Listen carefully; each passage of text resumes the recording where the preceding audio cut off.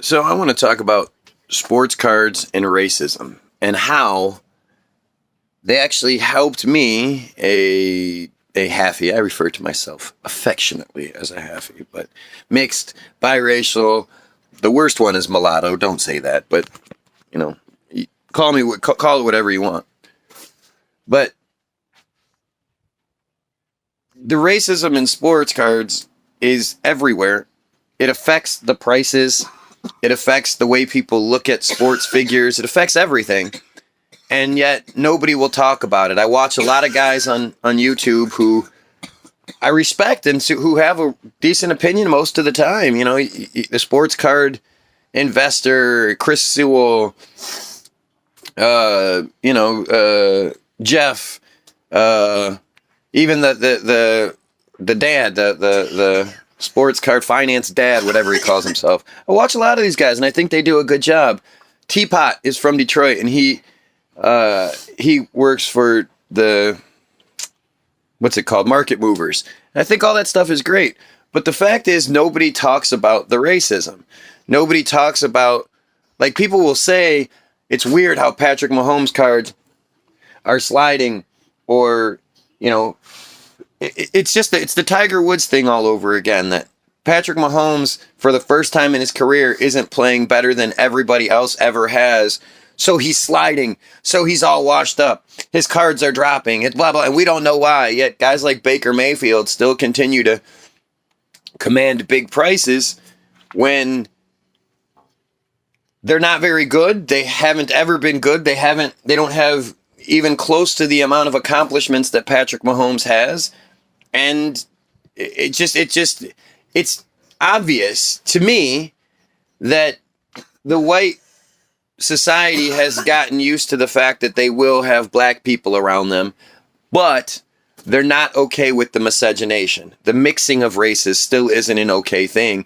And Patrick Mahomes just standing there represents that. That's what we represent, just standing there. We represent the big black guy coming and screwing the little white girl, and that seems to bother white guys a lot. Even though that's the number one searched thing on those other sites, but hey, whatever. But I do want to say that sports cards has affected me and shown me my own personal prejudices and hang-ups. My best example is Luka Doncic, in that I had a pack-pulled Luka Doncic silver rookie card that, you know, I saw the hype was around him, but I didn't believe that the white guy could be as good as everybody says he is. And so I sold the card for $275 about a week and a half before everything just blew up. That's a $10,000 card right now. And I sold it because of the white guy. And, you know, there are multiple examples of me passing up on things because of the white guy, and I shouldn't have. You know, Tyson Fury was a great example of it. Except Tyson Fury, I fell for Tyson Fury when I realized that he's actually not racist. And one of the main reasons he's not racist is, even though he's white, he's experienced the same thing black people have experienced because he's a traveler. He's a gyppo. He's a gypsy. So the way that the gypsies are treated in the UK and in Europe is similar to black people. So he experienced that. He knows I actually believe that dude to be a good dude. But because of the whole thing, I thought he would win the third fight, but I definitely didn't think he was as good as he was.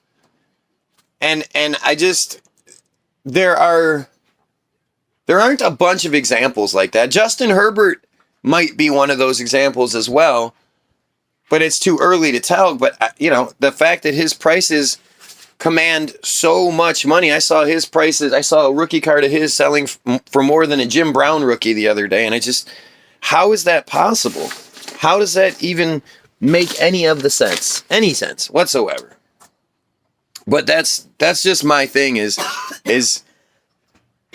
sports cards have shown me where my prejudices were and how strong they were and how foolish they were.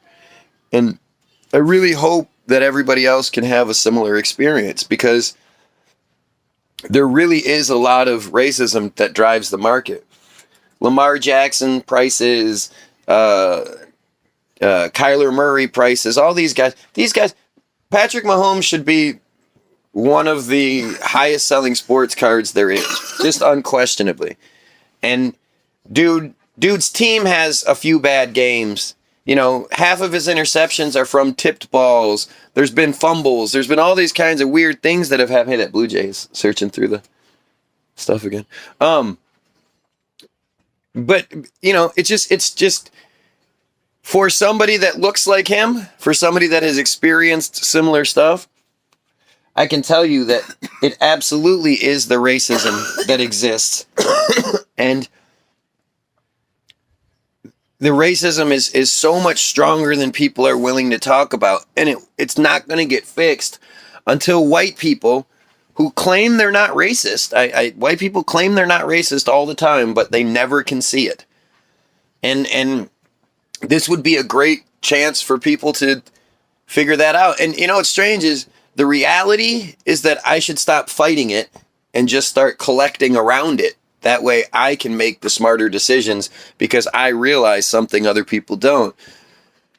But it's racism and I hate it and I'd rather it stop than me. Like, that's the difference, I think, between me and other people, is I would rather the thing stop than me get some sort of advantage from it.